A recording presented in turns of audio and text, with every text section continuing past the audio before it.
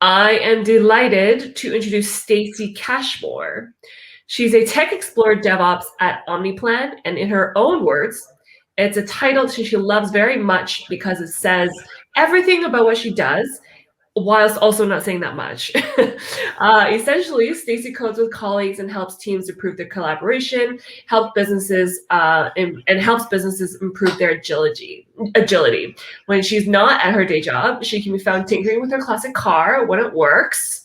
And she has a passion for building with Lego. So far, she's built a lot of things, including a modular building street, complete with its own 50 themes diner that has its own working radio. I think I'd like to see a demo of this. So here's hoping that she can show us her whole Lego collection at the happy hour or afterwards. Without further ado, here's Stacy Cashmore and her story. Hey, thank you very much. And hello, everybody. Thank you so much for joining me now. Now, when I do a talk, I normally don't do an introduction about myself right at the start. I try and start with something way more important to the subject that I want to be talking about. But this is supposed to be my story, so I guess for once, an introduction at the start is where it should be. Hi, I'm Stacy Cashmore. I've been a software developer since the mid-1990s. Since last year, I am honored to say I've been awarded the Microsoft MVP for Developer Technologies, and I've been speaking at conferences since February 2019. And my story today is about how I came to start speaking, how I found my style when giving presentations, and what it was like to give that first very scary presentation 2 years ago next month. Now, before I get into my story, there's something that you need to know about me first, and that is that I suffer from debilitating anxiety and depressive mood syndrome. Why isn't important to the story,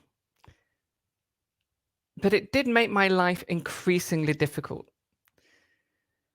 At the beginning of 2018, I got to the point where I couldn't even work. I spent my days staring at my screens, not being able to do anything, just trying not to cry and just wishing I could hide under my desk. Eventually, I found the nerve, courage, and the energy to ask for help. And I'm really pleased to say that I got some, and it was amazing. But even with that help, groups of people, they still are a huge problem for me. But despite this, I still always try to attend meetups and conferences because I loved being inspired by seeing all of these different ways of working, to learn new techniques, and to see all of the amazing technologies which are becoming available.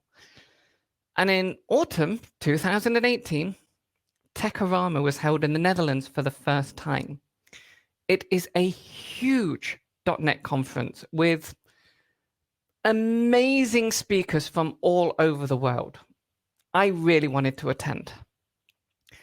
I knew it was going to be super hard, but I got a ticket and I went anyway. Now, one of the things that triggers my anxiety is the thought of being late for anything. So to try and avoid that, I made sure I left early.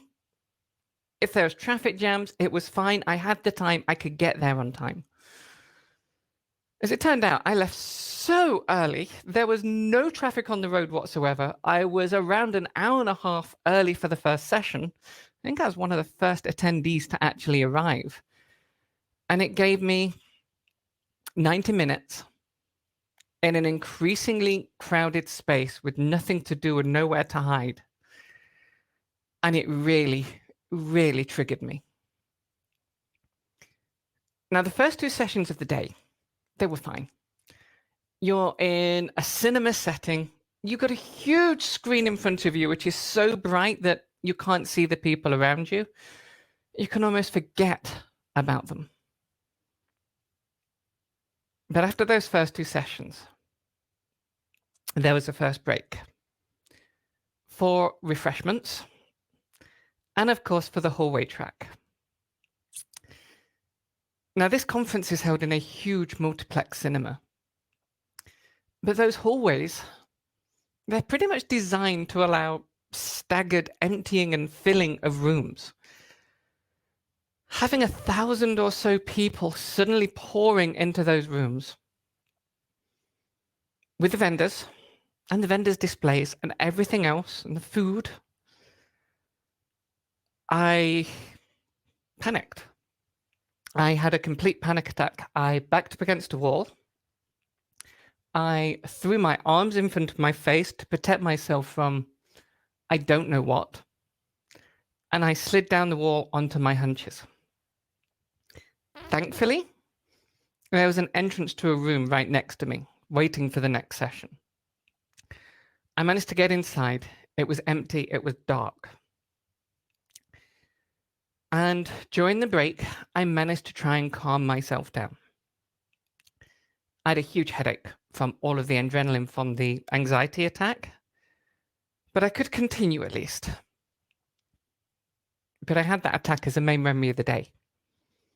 And I absolutely had to do something to get rid of that, because with that in my head, I might not make it back for the second day, and I really wanted to be there. And at this point, I need to make a slight aside. For those of you who have seen Reverse Casual Friday on Twitter, you may have seen that I love 50s rockabilly full circle swing dresses. It's what I wear when I want to feel good. On that day, I was in jeans and t-shirt because I thought conference practicality. But I had seen somebody there, and they're in this amazing swing dress with this fantastic petticoat, superb combination. And I decided that I was going to challenge myself. I was going to give this person a compliment on her outfit. Now, it doesn't sound much, just giving somebody a compliment, but I can't do it. It's one of the things that terrifies me to my very core. Sometime that afternoon, I was in the bathroom washing my hands, and the person with the dress just happened to be standing next to me. I've got my chance to give this compliment. Only it turns out she wasn't an attendee. She was a speaker, the awesome Jessica Engstrom. That just made it even harder, because now I'm not speaking to a person, I'm speaking to a speaker. I took a deep breath, and in what in my head is in a totally stalkery way, just burst out with, I've just got to say, that dress you're wearing, it's fantastic. It was supremely difficult. It was exhausting, but I managed it. And we chatted for a few minutes about swing styling, swing dresses, and the practicalities or not thereof. I'd done it.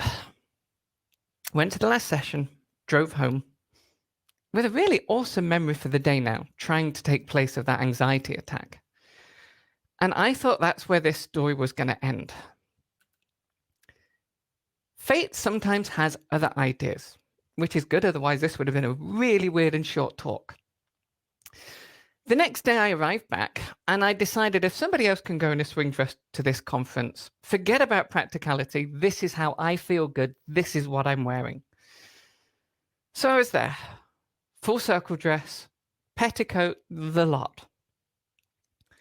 I'm walking from the car park to the cinema. I had somebody come up behind me and tap me on the shoulder. And they said, I'm really sorry to interrupt you, but I've just got to say, you gave a fantastic session yesterday. Thank you. I know exactly who you mean. Sorry, it's not me, but I'll pass it on for you. So I got into the room, or into the conference, and I sent a tweet to Jessica passing on this compliment. And a few minutes later, she tweeted back, "That's awesome. I'm just in jeans today because I only brought one dress for this conference, but I can't wait to see what your outfit's like. Gonna look for you at breakfast. And she did find me at breakfast. And we started talking again about 50s outfits, about tech, about anxiety, and also speaking. Had I ever thought about giving it a try? She thought with the passion I spoke about the topics we were talking about, it'd translate really well to speaking to a group of people. No. I attend conferences. I don't speak at them. Nobody's going to want to listen to anything I've got to say anyway.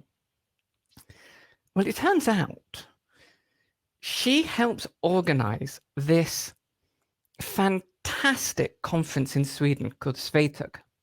I apologize if I butchered that word. And their call for speakers was open. And she suggested, submit a talk. The worst that can happen is you don't get picked. And if you get picked, the conference is in Sweden. It's a different country. You know nobody. Even if it goes really, really badly, you never have to see these people ever again in your life. So I said, okay, I'm going to submit. We chatted a bit longer, and then it was time for the day's sessions. It was not the breakfast I was expecting. When I got the link for the call for speakers from Jessica, first thing I had to do was try and think, what am I going to talk about? And instantly, my anxiety kicked in. I'm right back at that place. Who am I to think anyone's going to be interested in anything I've got to say? I can't talk at a conference. I don't have the expertise. This is impossible. I can't do it. But at the same time, by telling somebody I'm going to do something, my head makes a commitment, even if it's not really there. And not doing so also triggered anxiety. So I'm kind of in trouble both ways. Doesn't matter what I do here, I've just racked up yet another personal failure. And at that point, I knew what I could talk about. Something I can believe in about myself. My failures, I can see them well enough. I can look back at some of the experiments that we've been doing in the office and what went wrong from them. What did I learn from them? How did other people react to them? And I thought this is also something that I can give, and I can't possibly get it wrong. I can't give bad information here because it's my story. There is no right or wrong. It's just what happened and what I learned from it. I made an abstract. I tried to come up with a title that wasn't boring. I failed, and I submitted. Yet again, this is the end of it. I'm never going to get selected. And as time went on, I did hear nothing back, and I assumed I've not been selected. Que sera, sera. Maybe it would have been nice to speak at a conference, but it's meant to be. Until, on a short break, with my in-laws, sitting in a restaurant waiting for our food to arrive, surrounded by lots of people, my phone went, bing! I checked it. I'd been selected. I let out a little bit of a squeal. I was smiling from ear to ear, kind of as I am now, just remembering it. And I floated for the rest of that evening. The next day, though, the intonation changed slightly. It kind of went to, I've been selected. I've got to write something now. And doing that was really hard. I started by spending hours looking at an empty or near empty Word document, just jotting a few things down, but being overwhelmed by the enormity of the task ahead of me. I don't know if you know, but to fill a 50-minute session with talking takes about 5,000 words. In context, that's about 11 pages of A4 in Arial font at size 11. Before I write my talk, I've got to figure out how I'm going to write my talk. As well as being a software developer, I'm also a Scrum Master. And I thought, William, I'm trying to help my team do experimentation. And that's what the talk's about, the failures with the experimentation. How can I use this knowledge to write my talk itself? Now, I had about 12 weeks to go before the conference. So I thought, let's plan weekly sprints and goals. And try and figure out how I can ensure that at the end of every sprint, I have a potentially releasable product. That is, a talk that I can give, even if it's not perfect.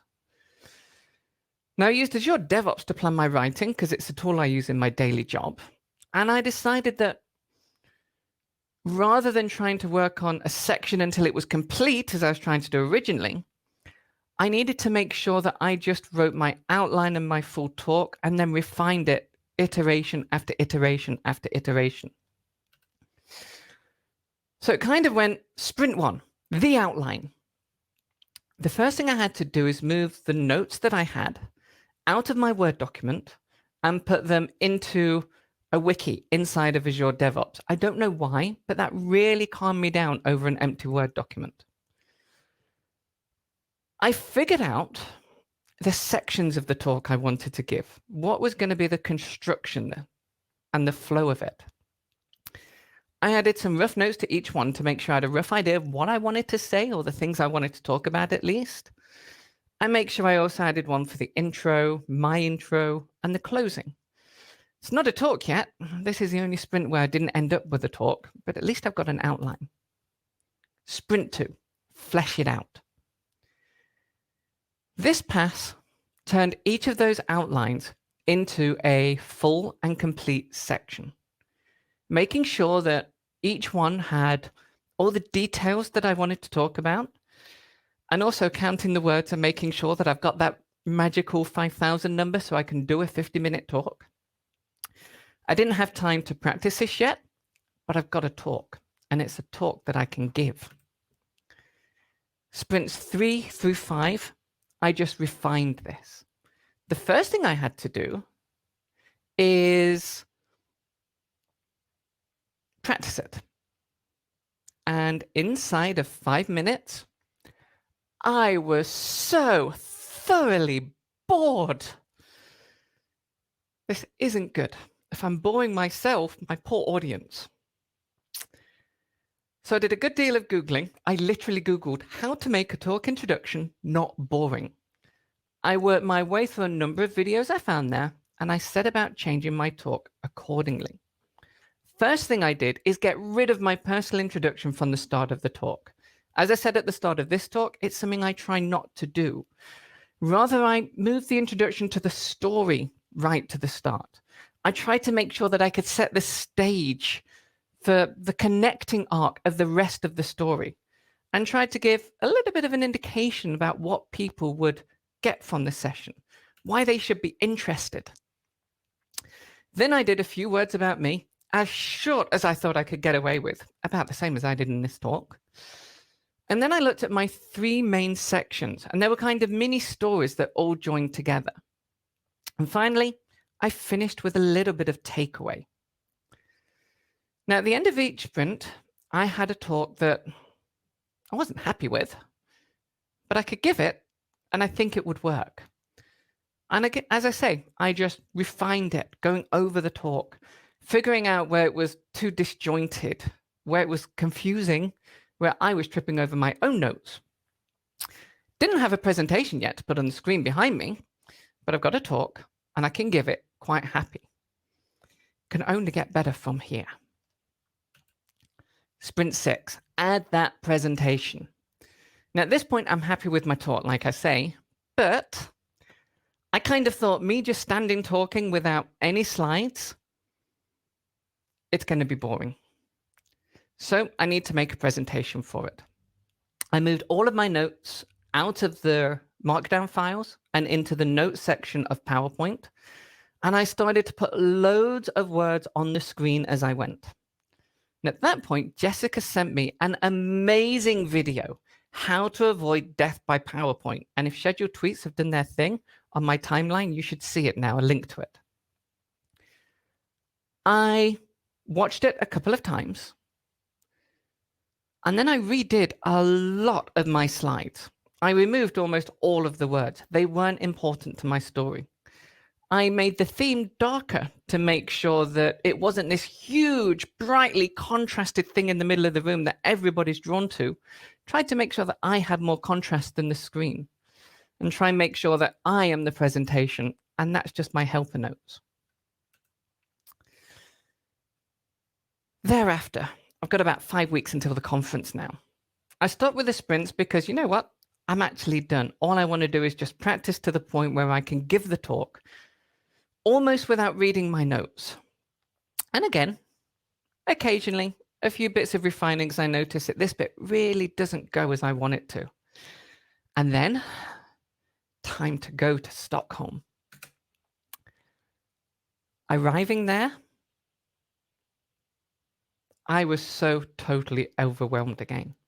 I do not travel well. I'm afraid of flying. I have this huge fear of getting lost in a place. The general fear of the place itself because I'm all by myself.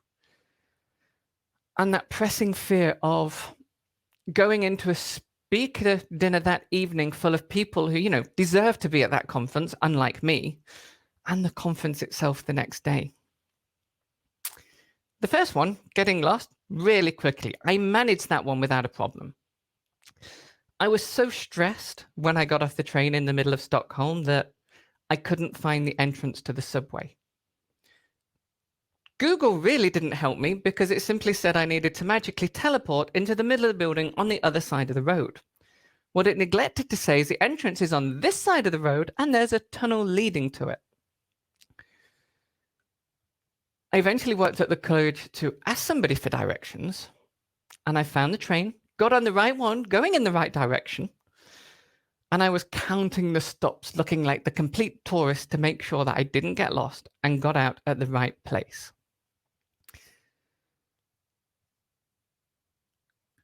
That almost happened. I did get out at the right station, but it had more than one exit, and I didn't realize this.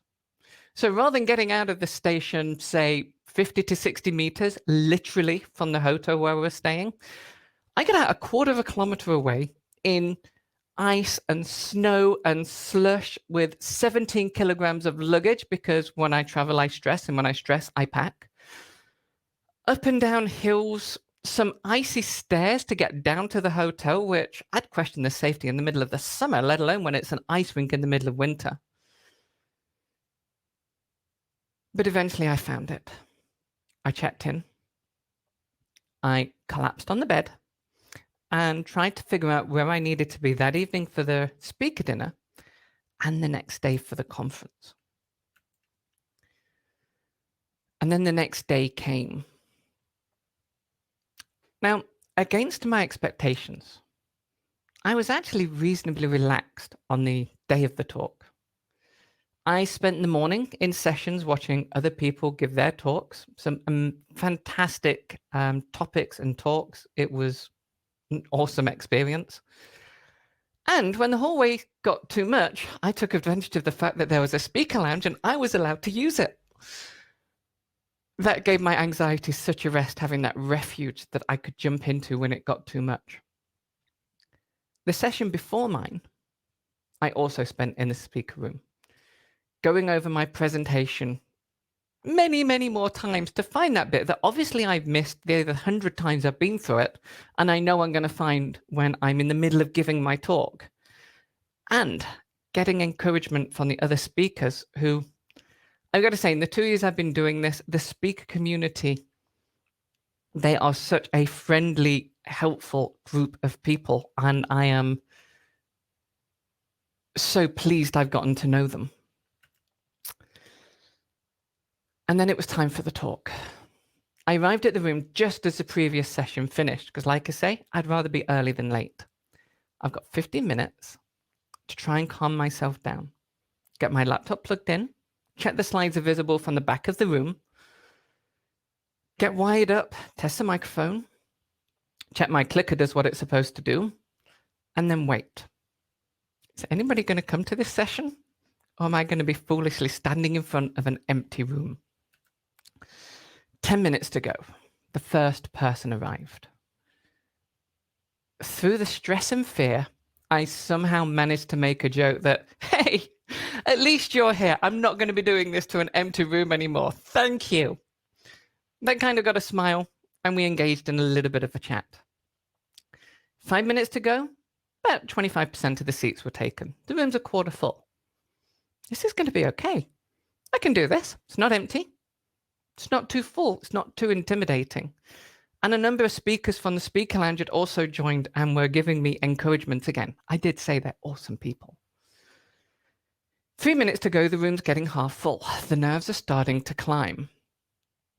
1 minute to go, the room is full. The nerves are through the roof. It might not have been the biggest room at the conference, but it's nerve-wracking to see it absolutely solid. I'm standing there and I'm suddenly back at the, who do I think I am that I can give a talk to all of these people? And then the cue came. It was time to start. Deep breaths. With very shaky hands, fumble with the microphone to turn it on, and then, good afternoon, everybody. It is amazing to see so many people here today. And with that sentence, all the nerves fell away. Gone. I was still wobbly as a newborn giraffe, always fun in heels. But it was from the remaining energy from the stress. The stress itself was gone. I found that I loved giving this talk.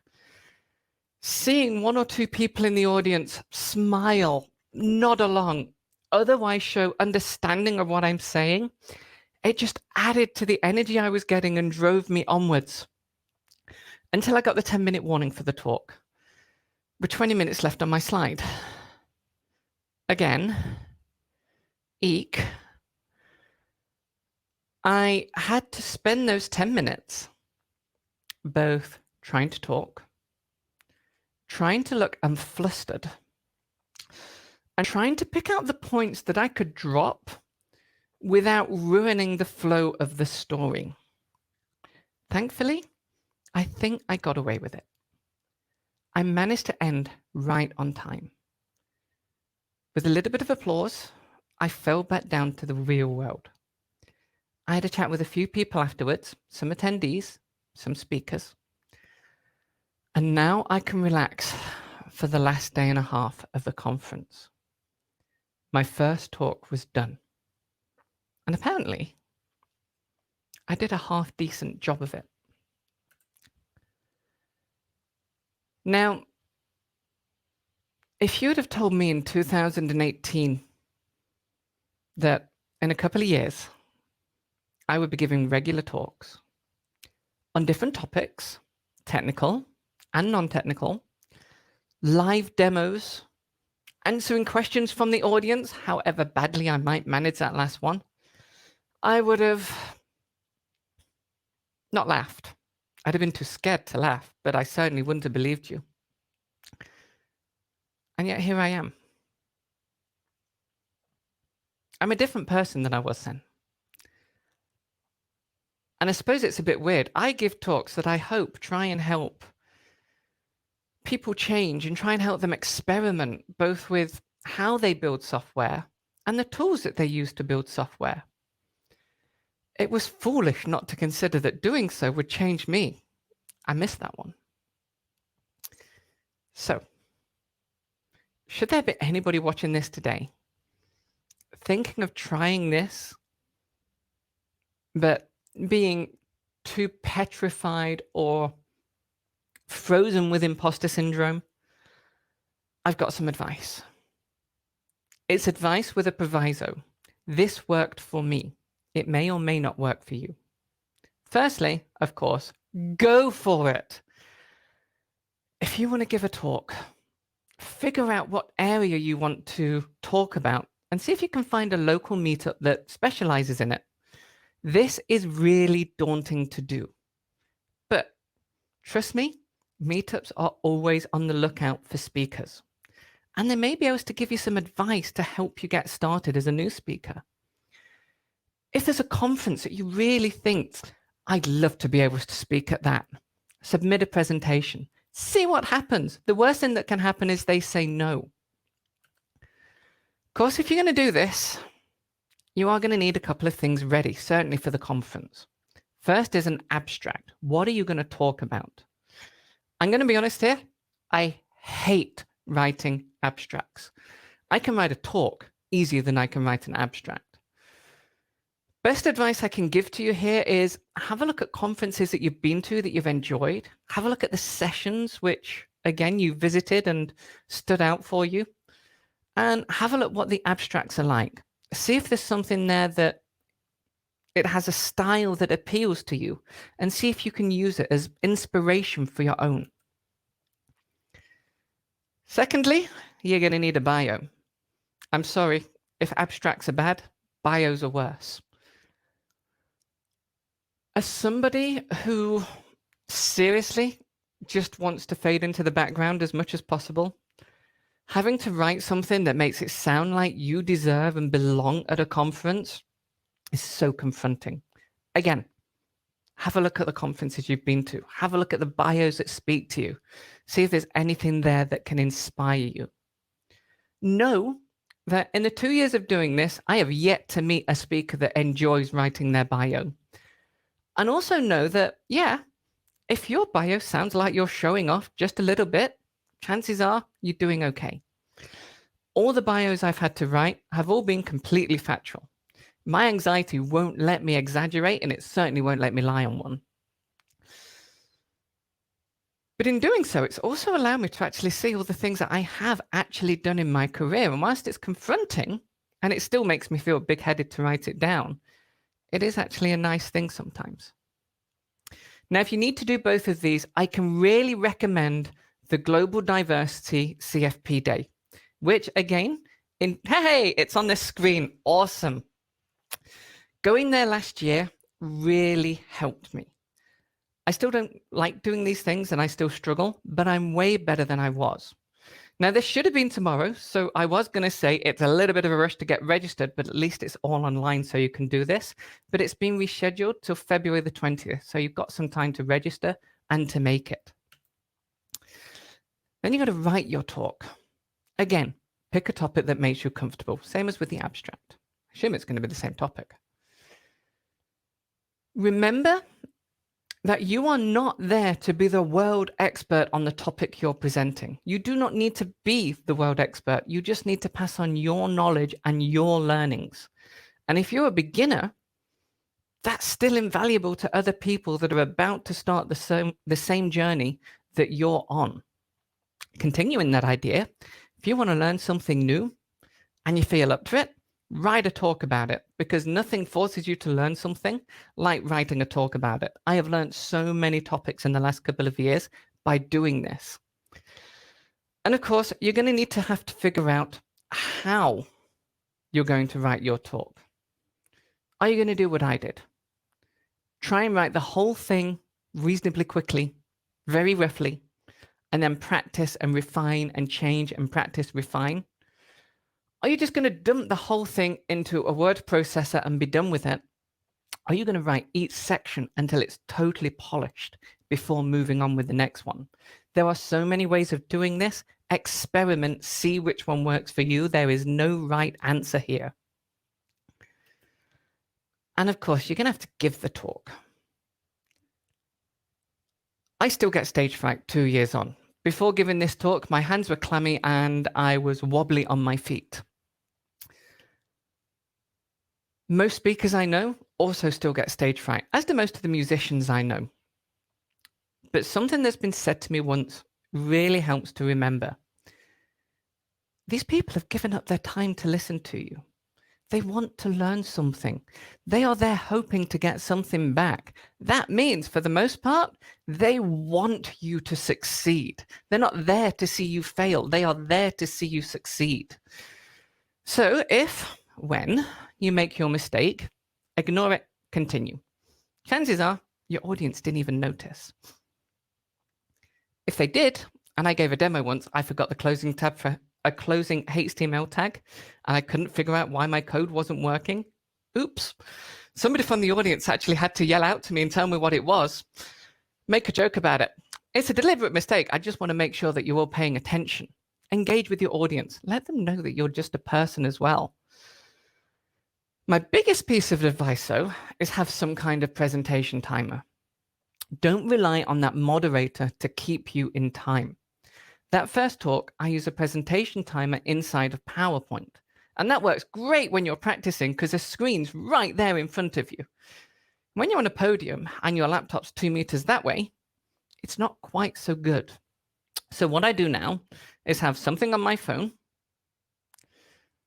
and I link that to various notes in my speaker notes that lets me know whether or not I'm behind and I've got to talk just a little bit quicker. Maybe I have to skip a couple of sections that I put in there in case I have time, or whether or not I'm that far ahead that I really need to relax.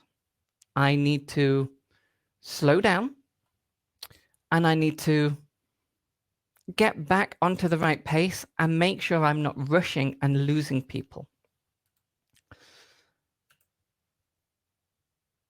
Finally, I started this story talking about my mental health. In 2018, I was not in a good place. I was full of anxiety. I had zero self-confidence. And honestly, all I can remember from that time is a profound empty feeling which just took over everything.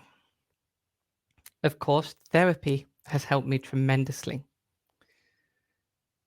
But also giving talks, writing them, allowing myself to see what I can do have all complemented that therapy.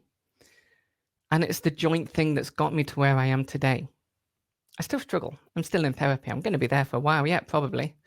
And I still really have to push myself to communicate with the outside world. And at this point, I want to apologize to any organizer of any conference I've spoken at, because sometimes emails are just an impossible thing that I can't do. But I also get energy back from the talks. Giving talks, getting that energy back, seeing what I can do. It's the reason why I allowed myself to change jobs last year, not be stuck with a whoever is going to hire me mentality that I had before. It's the reason why I've learned so many new technologies over the last 2 years. And it's the reason why, even though it takes up so much time for me to do it to my standard, I get so much energy out trying to perfect it as much as I can. And I can heartily recommend it to anybody who is even remotely interested in trying it for themselves. Thank you very much for your time. Thank you so much, Stacy. Yeah, that was wonderful. Thank you so much. So that's also for everyone who's watching right now. I said it at the beginning, but we're also always calling for speakers at She Sharp ourselves. So if you want to have a hand at trying at being part of a panel, for example, like you don't want to have your own presentation, please get in touch with us because we do have opportunities to do so and to basically break into the, we'll say, like speaking world as Stacy has and that she's so lovingly described for us today. We do have one question from Stephanie. With a lot of conference and meetups moving to a virtual platform over the last year, have you had to make any changes to your mindset and to the way you prepare your talks virtually versus in person? The mindset's had to change. It's, as I said in my talk, what I really enjoyed from the in-life conferences was being able to catch the eye of somebody in the audience and just seeing that one person smile and know that you've got one person on board with you. And when you're doing it remotely, I'm looking at myself in the back of my webcam with the screen popped up, and that's quite a different experience. And what I find works for me, I know other speakers that put googly eyes on their cameras, so they're looking at a face nearly. I've tried that. That doesn't work for me. I just have to try and take my mind back to those first few sessions that I did and just try and imagine the people out there. But it's a lot harder to get going. There is one good side. Obviously, you always have some people in the audience who are maybe not quite as interested in the topic you're talking about as you thought. And if that person catches your eye, that's devastating. And obviously, you don't have that when you're doing it from home because all you've got is the camera staring at you. And whilst it's intimidating, it's neither bored nor happy. So it's kind of more of a neutral feature. Yeah, I can empathize with that. I used to do theater, and I remember one time there was someone in the front row who fell asleep. So that's not great. So virtually, yeah, you would never know if someone was sleeping at their computer if you were presenting. And so we have 3 minutes. I have another question. Basically, it sounds like you've had to confront a lot of anxieties. You're speaking really openly about your mental health and so forth. Where does your motivation come from in order to tackle all of these? Because a lot of people are really sort of crippled by their fears. But where did it come from for you? I think it pretty much came from once I started on the track to get better. It's still quite terrifying to actually talk about the mental health and talk about the issues that you're going with. And you always have the people that either answer it with, oh, just smile, you just need to smile more and then you'll be happy, or just do it. What's the worst that can happen? No, trust me, you don't need to say what's the worst going to happen because my head's telling me. And I kind of reached the point near to the end of last year where I just decided that I'm at the point where I can be open about it now. I feel healthy enough to be open about it now, even though it still chokes me up. And if I can do even a tiny smidging to help reduce the taboo talking about mental health, then hopefully it can help somebody else get started on that path to recovery. Because it's something that people either refuse to talk about, are scared to talk about, and you still get too many people that are, will you stop talking about your mental health? Are you trying to get us to feel sorry for you? It's like, no, not really, but this is a conversation that we need to have. And it's something which I hope in the future is, as everybody says, if you broke your arm, nobody questions that you can't do stuff with your hand. And yeah, if you have something in your mind which is causing you problems, then yeah, it's invisible. People can't see it. But the problem is just as real as if you can't use your hand. For sure. Great. So I hope everyone had a great session. I definitely learned a lot, and I'm also super inspired by you, Stacy, to exactly tackle those things that you were just talking about. And indeed, we should, especially during a pandemic, where we're all suffering from some sort of health problem, one way or another. It's super important for us to not hide behind things and to get it out.